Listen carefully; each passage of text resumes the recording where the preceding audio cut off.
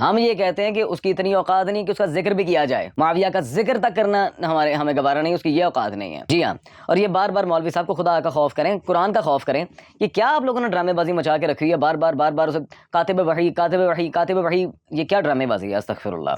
الحمد للہ رب العالمین والصلاة والسلام على سید الانبیاء والمرسلین، اما بعد، اعوذ باللہ من الشیطان الرجیم، بسم اللہ الرحمن الرحیم۔ وَيُرِيدُونَ أَن يُفَرِّقُوا بَيْنَ اللَّهِ وَرُسُلِهِ وَيَقُولُونَ نُؤْمِنُ بِبَعْضٍ وَنَكْفُرُ بِبَعْضٍ وَيُرِيدُونَ أَن يَتَّخِذُوا بَيْنَ ذَلِكَ سَبِيلًا۔ ناظرین کرام، کوفیوں سبائیوں کا جس طرح ہمیشہ سے یہ شیوا رہا ہے، یہ طریقہ کار رہا ہے کہ احادیث کا، قرآن کی آیات کا یا کسی بھی عبارت کا مفہوم اپنی طرف سے بیان کرنا، مکمل بیان نہ کرنا، توڑ موڑ کر اس کو بیان کرنا، لوگوں کو صحابہ کے خلاف کھڑا کرنا اور احادیث کو ان صحابہ اکرام رضوان اللہ علیہم اجمعین پر فٹ کرنا جو کفار کے بارے میں، منافقین کے بارے میں نازل ہوئیں۔ آج کی یہ ویڈیو بھی اسی کی کڑی ہے جو اس شخص کے جواب میں ہے جو حضرت معاویہ رضی اللہ تعالی عنہ ان پر اعتراض کرتے ہیں، ان کو نعوذ باللہ مسلمان ہی نہیں سمجھتے، ان کو صحابی ہی نہیں سمجھتے۔ یہ کاتب وحی کی جو ڈرامے بازی سے بھی ذرا ہم حل کر دیں۔ یہ صحیح مسلم معاشرہ امام نووی ہمارے پاس موجود ہے، درسی الحمدللہ خطی، اور اس میں جلد نمبر 2 صفحہ نمبر 308 میں حدیث نمبر 6409 میں وہ جو کاتب کے لفظ آئے ہیں، وہاں پہ کوئی کاتب وحی نہیں ہے، فقط ایک منشی کی حیثیت سے کاتب۔ اس کی شرح میں امام نووی یہاں پر کیا لے کر آئے ہیں جی؟ کہتے ہیں جی امام ابن حزم نے یہاں پہ کہا ہے جی قال موضوع، یہ کیا ہے جی؟ موضوع، یہ ایک جعلی اور من گھڑت روایت ہے جسے پکڑ کے یہ لوگ کاتب وحی بناتے پھر رہے ہیں مامو جان کو۔ تو ان کا سب سے پہلا اعتراض کہ صحیح مسلم کی حدیث نمبر 6409 میں کاتب کا لفظ صرف منشی کی حیثیت رکھتا ہے، اور امام ابن حزم نے اس حدیث کو موضوع کہا ہے۔ صحیح مسلم کے اندر 6409 نمبر پر ایک حدیث موجود ہے جس کے اندر ذکر ہے کہ پیارے پیغمبر علیہ الصلاۃ والسلام کے کاتب معاویہ رضی اللہ تعالی عنہ تھے۔ تو یہ کہتے ہیں کہ اس کے اندر کاتب یہ منشی کی حیثیت ہے، یہ کاتب وحی نہیں تھے۔ اور دوسرا اعتراض کہ امام ابن حزم نے اس حدیث کو موضوع کہا ہے۔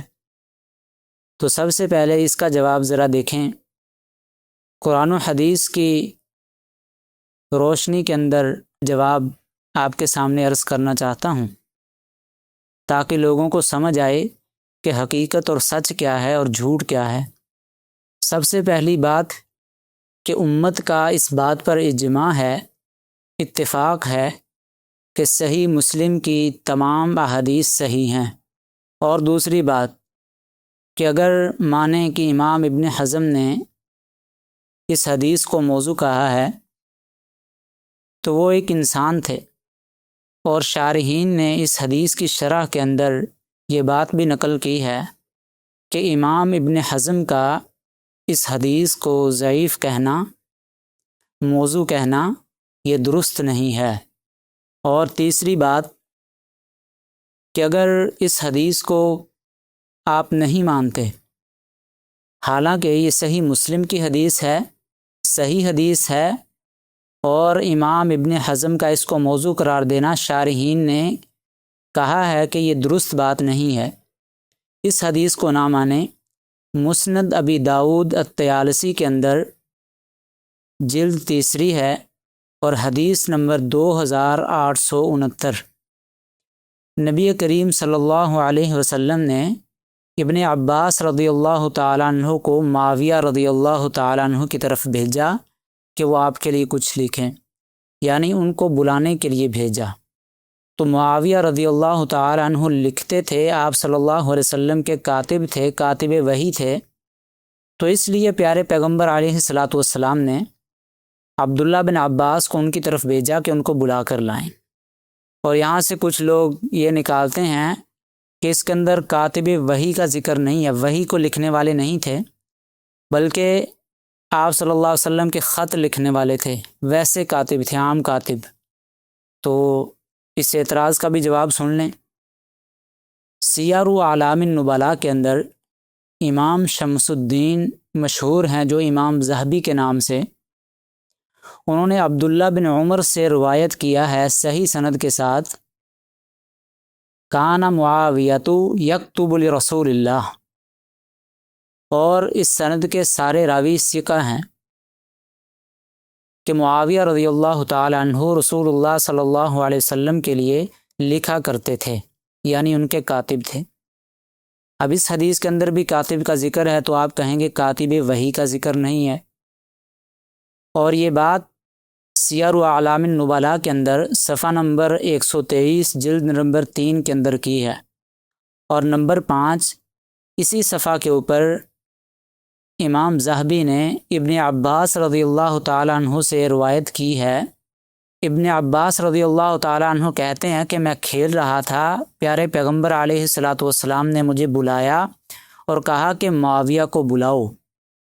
یہاں تک آپ صلی اللہ علیہ وسلم کی بات ہے، اور آگے خود ابن عباس رضی اللہ تعالیٰ عنہ وضاحت کرتے ہیں وَكَانَ يَكْتُبُ الْوَحْيُ، کہ معاویہ رضی اللہ تعالیٰ عنہ وحی کو لکھا کرتے تھے۔ تو اس سے کیا ثابت ہوتا ہے کہ صحابہ بھی اور بچے بھی ان کو جانتے تھے کہ یہ وحی کو لکھتے ہیں۔ پیارے پیغمبر علیہ الصلاۃ والسلام کے کاتب تھے اور کاتب وحی تھے، اور یہ ہے صحیح مسلم کی حدیث نمبر 6409، جس کو آپ صحیح نہیں سمجھتے امام ابن حزم کے قول کے مطابق کہ انہوں نے اس کو موضوع کہا ہے، تو امام ابن حزم کا اپنا قول دیکھ لیں کہ ان کا معاویہ رضی اللہ تعالیٰ عنہ کے بارے میں کیا موقف تھا، کہ وہ کاتب وحی ہیں یا نہیں ہیں۔ امام ابن حزم اپنی کتاب جوامع السیرہ میں لکھتے ہیں، جلد نمبر 1 ہے اور صفحہ نمبر 26 اور 27 پر آپ صلی اللہ علیہ وسلم کے کاتبین وحی کا ذکر فرمایا۔ وہاں پر دیگر صحابہ موجود ہیں، ابو بکر، عمر، عثمان و علی رضوان اللہ علیہم اجمعین، اور معاویہ رضی اللہ تعالیٰ عنہ کے بھائی یزید بن ابی سفیان، اور وہاں پر معاویہ رضی اللہ تعالیٰ عنہ کا بھی ذکر موجود ہے۔ اور اس بات کو ذکر کرنے کے بعد آخر کے اندر امام ابن حزم، جن کے قول کو آپ نے کہا کہ اس کے مطابق یہ روایت موضوع ہے، وہ خود لکھتے ہیں، اور معاویہ رضی اللہ تعالیٰ عنہ کے ساتھ ایک اور صحابی تھے، فَكَانَا مُلَازِمَيْنِ لِكَتَابَتِهِ بَيْنَ يَدَيْهِ صلی اللہ علیہ وسلم فی الوحی وغیر ذالک لا عمل لہما غیر ذالک۔ فرماتے ہیں کہ یہ دونوں صحابی، معاویہ رضی اللہ تعالیٰ عنہ اور ان کے ساتھ ایک اور صحابی، یہ پیارے پیغمبر علیہ الصلاۃ والسلام کی کتابت کے ساتھ لازم تھے۔ ان دونوں نے اس کتابت کو لازم پکڑا تھا، آپ صلی اللہ علیہ وسلم کی بات کو لکھتے تھے۔ آگے فرماتے ہیں فی الوحی وغیر ذالک، وحی بھی لکھتے تھے اور اس کے علاوہ بھی لکھتے تھے۔ لا عمل لہما غیر ذالک، یہ دونوں اس عمل کے سوا کوئی اور عمل نہیں کرتے تھے، یعنی ان کا صرف یہ کام تھا کہ اللہ کے رسول صلی اللہ علیہ وسلم کی بات کو لکھنا، وحی کو لکھنا، خطوط کو لکھنا۔ تو اس کے اندر امام ابن حزم خود وضاحت کر رہے ہیں اپنی کتاب کے اندر کہ معاویہ رضی اللہ تعالیٰ عنہ کاتبین وحی کے اندر شامل ہیں، اور وحی کو لکھنے کے علاوہ ان کے پاس کوئی اور کام نہیں تھا۔ اب جی یہ مسئلہ حل ہو گیا کہ احادیث سے، امام ابن حزم کے قول سے، صحابہ کے اقوال سے یہ ثابت ہو گیا کہ معاویہ رضی اللہ تعالیٰ عنہ کاتبین وحی کے اندر شامل ہیں۔ وہابی مسلک کی ایک سب سے اعلیٰ تفسیر احسن البیان ہمارے پاس موجود ہے، صلاح الدین یوسف کی کتاب دارالسلام صفحہ نمبر 240، سورہ انفال کی آیت نمبر 58، ان اللہ لا یحب الخائنین، اللہ خیانت کاروں سے محبت نہیں کرتا۔ اس آیت کے تحت کیا تفسیر لے کے آئے ہیں؟ حضرت معاویہ اور رومیوں کے درمیان معاہدہ تھا، جب معاہدے کی مدت ختم ہونے کے قریب آئی تو معاویہ نے روم کی سرزمین کے قریب اپنی فوجیں جمع کرنا شروع کر دیں۔ مقصد یہ تھا کہ معاہدے کی مدت ختم ہوتے ہی رومیوں پر حملہ کر دیا جائے۔ ایک صحابی حضرت عمر بن عبسہ کے علم میں معاویہ کی تیاری آئی تو انہوں نے اسے غدر سے تعبیر فرمایا. اللہ اکبر, غدر سے. سامعین و ناظرین, انہوں نے دعویٰ کیا کہ ان کی تفسیر میں ساری جو روایات ہیں آیات قرآنی کے لیے وہ ساری کی ساری صحیح ہیں. تو صحیح تفسیر سے اللہ کے نزدیک بھی معاویہ خیانت کار ثابت ہو رہا ہے. اب اس سے بڑھ کر آپ کیا تکریم کروانا چاہ رہے ہیں ہمارے سے معاویہ کی, ذرا اتنا بتا دیں. اب اگلا اعتراض کرتے ہیں, سورۃ الانفال کی آیت نمبر 58 ہے, جس کے اندر اللہ تعالیٰ نے ذکر فرمایا ان اللہ لا يحب الخائنین. تو یہاں خائنین سے مراد کس کو لیتے ہیں؟ حضرت امیر معاویہ رضی اللہ تعالیٰ عنہ کو. کس وجہ سے مراد لیتے ہیں؟ کہ تفسیر احسن البیان کے اندر اس آیت کے تحت یہ واقعہ نقل ہے کہ معاویہ رضی اللہ تعالیٰ عنہ اور رومیوں کے درمیان ایک معاہدہ تھا. تو جب معاہدے کی مدت ابھی پوری نہیں ہوئی تو معاویہ رضی اللہ تعالیٰ عنہ نے اسلامی لشکر کو اس سرحد پر اکٹھا کرنا شروع کر دیا کہ جیسے ہی معاہدہ ختم ہوگا تو ہم رومیوں پر حملہ کریں گے. تو صحابی عمر بن عبسہ نے اس واقعہ کو غدر قرار دیا. تو حضرت معاویہ رضی اللہ تعالیٰ عنہ نے غدر کیا, دھوکہ کیا, خیانت کی. تو اللہ خائنین سے, خیانت کرنے والوں سے محبت نہیں کرتا. ان صاحب نے یہاں تک اس بات کو نقل کیا, لیکن اگر نظر تھوڑی سی نیچے اور کرتے, تھوڑا سا غور کر لیتے, تو ان کے نیچے یہ بھی نظر آ جاتا کہ جب عمر بن عبسہ نے رضی اللہ تعالیٰ عنہ نے حضرت معاویہ رضی اللہ تعالیٰ عنہ کو یہ حدیث سنائی کہ دھوکہ نہیں کرنا, پیارے پیغمبر علیہ الصلاۃ والسلام نے منع کیا ہے, تو معاویہ رضی اللہ تعالیٰ عنہ اپنا لشکر لے کر واپس آ گئے تھے. سنن نبی داؤد کے اندر حدیث موجود ہے 2759 نمبر. اس روایت کے مطابق ابھی انہوں نے معاہدہ توڑا نہیں تھا, بارڈر پر معاہدہ کی مدت پوری ہونے کا انتظار کر رہے تھے. تو یہ غدر کیسے ہو گیا؟ یعنی آپ کہہ رہے ہیں کہ غدر ہو گیا, خیانت کر دی, دھوکہ کر دیا, تو ابھی معاہدہ ختم نہیں ہوا, ابھی تو انتظار کر رہے ہیں, ابھی ان پر حملہ نہیں کیا جو آپ نے روایت پیش کی ہے. لیکن ابو داؤد کی روایت کے مطابق جب معاویہ رضی اللہ تعالیٰ عنہ کو پتہ چلا کہ معاہدے کا پاس رکھنا, معاہدہ توڑ کر نیا معاہدہ نہیں کرنا, تو معاویہ رضی اللہ تعالیٰ عنہ اپنی فوج سمیت واپس پلٹ گئے. تو غدر کہاں سے ہے؟ حدیث سن کر پلٹ جانا یہ ایمان کی نشانی ہے, ایمان کی علامت ہے. اسی حدیث سے ثابت ہو گیا کہ معاویہ رضی اللہ تعالیٰ عنہ صحابی تھے اور نبی کریم صلی اللہ علیہ وسلم کے فرمان پر عمل کرنے والے تھے, ایمان والے تھے, کہ جیسے ہی ان کو حدیث کا پتہ چلا تو انہوں نے انکار کرنے کے بجائے کیا کیا؟ اس پر عمل کیا. تو یہ ایمان کی علامت ہے, ایمان کی نشانی ہے. اور آپ کہہ رہے ہیں کہ معاویہ رضی اللہ تعالیٰ عنہ نے نعوذ باللہ دھوکہ کیا.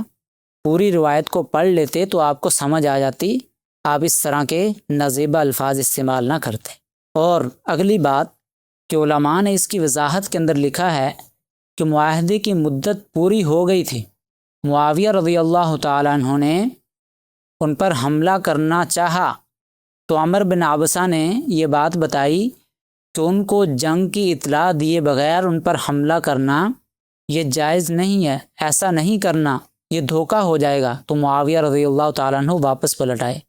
یعنی مدت پوری ہو چکی تھی, جو بھی قول لے لیں, مدت پوری ہونے والی تھی یا ہو چکی تھی, ابھی حملہ نہیں کیا, دھوکہ نہیں کیا, ابھی ارادہ کیا ہے. لیکن جیسے ہی پیارے پیغمبر علیہ الصلاۃ والسلام کی حدیث کا پتہ چلا تو معاویہ رضی اللہ تعالیٰ عنہ واپس پلٹ آئے. یہ ایمان کی نشانی ہے. بس میں اتنا کہوں گا کہ یہ عزاداری کریم کربلا آپ کو جھکنے لگنے سے بچا گئی. اب یہ صاحب دلائل کی دنیا میں بات کر رہے ہیں, لیکن کہتے ہیں کہ ایام عزاداری نہ ہوتے تو آپ کو جگتیں لگتی. بھائی دلیل کی دنیا میں جگتیں کیا حیثیت رکھتی ہیں؟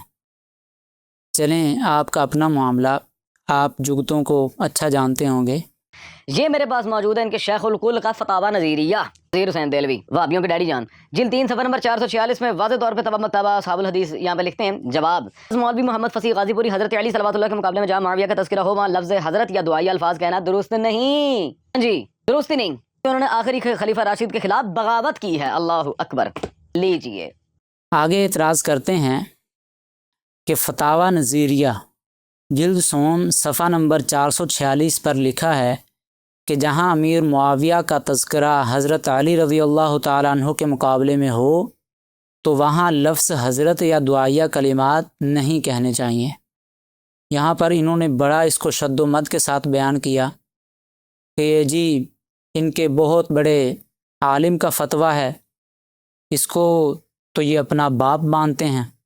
تو اس کے اندر جو بات ہے آپ کی نظر شاید اس سے نیچے والی لائن پر نہیں گئی، وہاں پر لکھا ہے کہ ان کو برا بھلا کہنا درست نہیں ہے، تو آپ نے اس بات کو تو لے لیا کہ ان کے لیے دعائیہ کلمات نہیں کہنے چاہیے، آپ نے اس بات کو کیوں نہیں لیا کہ ان کو برا بھلا کہنا درست نہیں ہے، اس سے زبان کو روکنا چاہیے، اس بات کو کیوں نہیں لیا؟ اور اس سے اگلے صفحے پر صفحہ نمبر 447 پر کیا لکھا ہے کہ حضرت علی کے مقابلے کے بغیر ان کے نام کے ساتھ حضرت کا لفظ کہنا چاہیے کیونکہ وہ رسول اللہ صلی اللہ علیہ وسلم کے صحابی ہیں۔ آپ نے تو اس کا بھی انکار کر دیا، اس کو مانیں، اگر اس فتاویٰ کو مانتے ہیں تو اس کو بھی مانیں کہ وہ رسول اللہ صلی اللہ علیہ وسلم کے صحابی ہیں، آپ اس کو کیوں نہیں مانتے پھر؟ اور خود حضرت علی رضی اللہ تعالیٰ عنہ نے ان کو بھائی کے لفظ سے تعبیر فرمایا ہے۔ اب دیکھیں ان کی محبت کہ حضرت علی ان کو بھائی کہہ رہے ہیں، اور آگے کیا لکھا ہے، اور اس حد سے آگے بڑھ کر ان کو برا بھلا کہنا روافض اور خوارج کا کام ہے۔ اب آپ ان میں سے کون ہیں یہ آپ اپنا خود تعین کریں کہ آپ روافض ہیں یا خوارج ہیں۔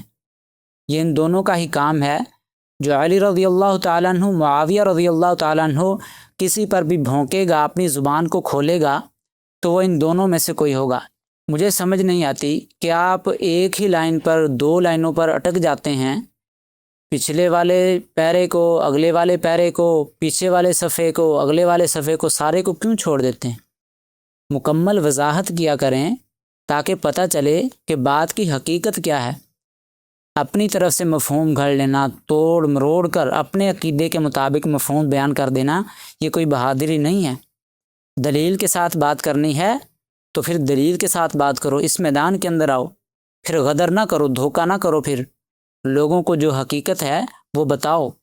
ہاں یہ فتاوی نظیریہ، جب کہ آپ اس کے اندر یہ باتیں ذکر کی ہوئی ہیں تو معاویہ رضی اللہ تعالیٰ عنہ کے نام کے ساتھ حضرت کا لفظ یا دعائیہ کلمات نہیں لگانے چاہیے جب علی رضی اللہ تعالیٰ عنہ کے مقابلے میں آئے، تو یہ ان کا اپنا موقف ہے یا کسی کا نقل کیا، وہ بھی انسان تھے، تو لیکن اگر آپ نے ان کے ایک قول کو لیا ہے تو باقی اتنے اقوال آپ نے کیوں چھوڑ دیے ہیں کہ ان کو تو انہوں نے صحابی بھی کہا ہے، علی رضی اللہ تعالیٰ عنہ نے ان کو اپنا بھائی بھی قرار دیا ہے، رسول اللہ کا صحابی بھی قرار دیا ہے، اور یہ بھی کہا ہے کہ جو ان کے بارے میں برا بھلا بولتا ہے، ان کے بارے میں برے الفاظ استعمال کرتا ہے، وہ روافض کے اندر سے ہے یا خوارج کے اندر سے ہے۔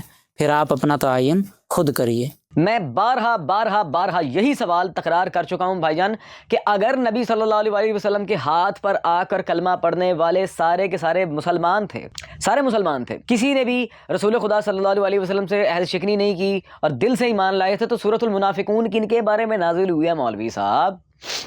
سورہ منافقون کن کے بارے میں نازل ہوئی ہے؟ اب اگلا اعتراض کرتے ہیں کہ جب نبی صلی اللہ علیہ وسلم کے ہاتھ پر بیعت کرنے والے وہ سارے صحابہ تھے یا مسلمان ہونے والے سارے صحابہ تھے، تو سورۃ المنافقون کس کے بارے میں نازل ہوئی ہے؟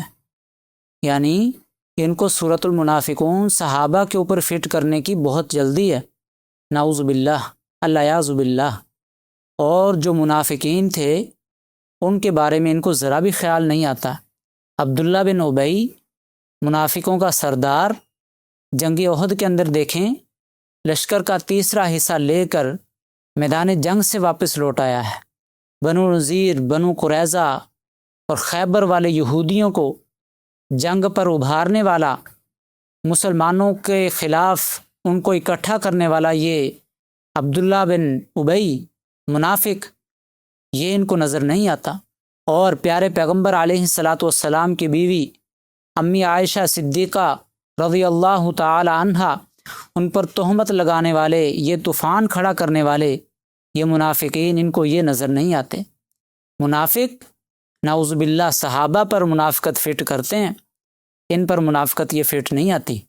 جو آپ صلی اللہ علیہ وسلم کو تنگ کرتے رہے، مسلمانوں کو، اسلام کو نقصان پہنچاتے رہے، اور اس سے گہرا تعلق رکھنے والی بات، جب عبداللہ بن ابی مرا تو پیارے پیغمبر علیہ الصلاۃ والسلام نے جنازہ پڑھایا، تو اللہ تعالیٰ نے اس کے بعد یہ حکم نازل کیا کہ اے نبی، کسی منافق پر آپ نے جنازہ نہیں پڑھنا، اس کے لیے دعائے مغفرت نہیں کرنی۔ یہ عبداللہ بن ابی جب اس پر جنازہ پڑھا تو اس کے بعد یہ آیات نازل ہوئیں، اس کے بعد اللہ تعالیٰ نے آپ کو حکم دیا۔ تو منافقین اور سورۃ المنافقون، ان منافقین کے بارے میں نازل ہوئی ہے۔ تھوڑا سا پڑھ لیتے، آپ کو پتہ ہوتا سورۃ المنافقون کا پس منظر کیا ہے، تو آپ اس طرح کے سوال نہ کرتے۔ یہ ہے جی مصنف ابن ابی شیبہ۔ اب اس دلیل پر آپ نے غور کرنا ہے، کیونکہ تشریح میں جو ہم کتاب پیش کریں گے وہ اس سے بھی آگے کی ہے۔ جلد 2 صفحہ نمبر 552، کتاب الصلاۃ، حدیث نمبر 7123۔ علی بادشاہ صلوات اللہ علیہ نماز پڑھتے ہوئے کیا کہتے تھے جی؟ فقال فی قنوت اللہم علیک بمعاویہ وشعیب وعمر بن عاص وشعیب وابی عبر سلمی وشعیب وعبداللہ بن قیس وشعیہ، اللہ اکبر۔ معاویہ، عمر عاص اور عبداللہ بن قیس، ان کے سب پہ قنوت نازلہ پڑی ہے، ان سب دعا دی ہے باقاعدہ۔ اب اس سے اگلا اعتراض کہ حضرت علی رضی اللہ تعالیٰ عنہ نے قنوت نازلہ کی اور اس کے اندر امیر معاویہ رضی اللہ تعالیٰ عنہ پر بد دعا کی، لعنت کی۔ اب اس کی حقیقت ذرا سنیں کہ اس روایت کی حقیقت کیا ہے۔ علی رضی اللہ تعالیٰ عنہ کے قنوت میں بد دعا کرنے کی روایت 2 طرق سے آئی ہے، عبداللہ بن معقل اور عبد الرحمن بن معقل۔ عبداللہ بن معقل کے طریق میں 3 راوی ہیں، ابو حسین، حکم بن عتیبہ، سلمہ بن کہیل۔ یہ 3 راوی عبداللہ بن معقل کے طریق سے اس روایت کو آگے بیان کرتے ہیں، اور تینوں کی صحیح سندوں میں کسی کا نام مذکور نہیں ہے۔ وہاں پر معاویہ رضی اللہ تعالیٰ عنہ کا یا کسی اور کا نام مذکور نہیں ہے، صرف اتنا ہے کہ علی اور ابو موسیٰ نے قنوت کی۔ اور دوسرا طریق عبد الرحمن بن معقل کا طریق ہے، اور اس سے روایت کرنے والے بھی 3 راوی ہیں، سلمہ بن کہیل، ابو الحسن عبید بن الحسن، اور سلمہ بن کہیل کی روایت میں بھی کوئی نام ذکر نہیں ہے، اور ابو الحسن عبید بن حسن جو بالاجماع ثقہ ہیں، اس میں بھی کسی قسم کا کوئی نام ذکر نہیں ہے۔ البتہ ایک ضعیف سند جس میں غلطی سے نام شامل کر دیا گیا، جس کی تصحیح خود بیہقی اور ذہبی کی روایات سے ہو جاتی ہے۔ حسین بن عبد الرحمن کی روایت کو 2 شاگردوں نے نقل کیا، شعبہ اور شریک نے، اور دونوں میں نام نہیں ہیں، صرف ان کے تیسرے شاگرد حشیم کی روایت میں معاویہ وغیرہ کا نام آیا ہے۔ چونکہ حشیم کی یہ روایت اپنے ہم سند راویوں کے ساتھ پورے طریق عبداللہ بن معقل کی تمام روایات کے بھی خلاف ہے، اس لیے یہ نام والی روایت شاذ ہے، یعنی ضعیف ہے۔ محفوظ بات صرف یہ ہے کہ علی رضی اللہ تعالیٰ عنہ بد دعا کرتے تھے، لیکن کن لوگوں کے خلاف کی یہ سند کے اعتبار سے متعین نہیں ہے، یعنی معاویہ رضی اللہ تعالیٰ عنہ کا نام یا کسی اور کا نام بھی معین نہیں ہے۔ یہ ہے کہ علی رضی اللہ تعالیٰ عنہ نے قنوت کی، بد دعا کی، کس پر کی اس کا تعین نہیں ہے، تو یہ روایت شاذ اور ضعیف ہے۔ تو آپ کے یہ سارے اعتراضات تھے جن کا حدیث کے ساتھ اور قرآن کے ساتھ مدلل جواب دیا ہے، صحابہ کے اقوال کے ساتھ، اور جن کا آپ نے تذکرہ کیا انہی کے اقوال کے ساتھ ہم نے آپ کو جواب دیا ہے۔ تو اگر سننے والے ناظرین کو کچھ سمجھ آئی ہو کہ آپ دونوں کا موازنہ کریں کہ کون زیادہ بہتر ہے، کہ ایک بندہ جتنا اس کو ٹکڑا چاہیے حدیث کا، قرآن کی آیت کا، تفسیر کا، فتوے کا، یا کسی بھی چیز کا، اپنے مذہب کے مطابق، اپنے عقیدے کے مطابق، موقف کے مطابق وہ اتنا ٹکڑا لے لیتا ہے، اور لوگوں کے اندر اس کو مشہور کر دیتا ہے، لوگوں کو ابھارتا ہے، جبکہ اس کے ساتھ، اس کے آگے، اس کے پیچھے دیکھیں تو اس کی وضاحت ہو جاتی ہے کہ یہ کس چیز کے بارے میں ہے۔ امام ابن حزم کے بارے میں ذکر کیا کہ انہوں نے روایت کو ضعیف کہا، موضوع کہا، تو امام ابن حزم کے خود کا قول نقل کیا ہم نے کہ ان کے ہاں معاویہ رضی اللہ تعالیٰ عنہ کاتبین وحی کے اندر شامل ہیں، اور کہتے ہیں کہ ان کو صرف وحی کی کتابت کا کام تھا، اس کے علاوہ ان کو کوئی اور کام نہیں تھا۔ اور سورۃ الانفال کی تفسیر کے اندر جو حدیث پیش کی گئی اس کے اندر دیکھیں تو معاویہ رضی اللہ تعالیٰ عنہ نے ابھی غدر دھوکہ نہیں کیا، ابھی ارادہ کیا تھا کہ ان کافروں پر، مشرکوں پر حملہ کریں گے، وہ مسلمانوں پر حملہ نہیں تھا، لیکن ایک صحابی نے کہا کہ یہ غدر ہے، آپ نے ان کو بتایا نہیں، یہ دھوکہ ہو جائے گا، تو معاویہ رضی اللہ تعالیٰ عنہ واپس پلٹ آئے۔ یہ ایمان کی نشانی ہے، یہ دھوکے کی نشانی نہیں ہے۔ اور فتاوی نظیریہ کے اندر جو آپ نے بات ذکر کی کہ معاویہ رضی اللہ تعالیٰ عنہ کے نام کے ساتھ حضرت نہیں کہنا یا دعائیہ کلمات نہیں کہنے، اگرچہ ہمیں اس سے اختلاف ہے، لیکن انہوں نے آگے کچھ اور بھی ذکر کیا ہے کہ یہ اللہ کے رسول کے صحابی ہیں، معاویہ نے ان کو اپنا بھائی قرار دیا، اور ان پر تان کرنا، برا بھلا کہنا، یہ روافض اور خوارج کا کام ہے۔ آپ ان میں سے تعین کریں آپ کس کے ساتھ کھڑے ہیں۔ اور سورۃ منافقون کس کے بارے میں نازل ہوئی؟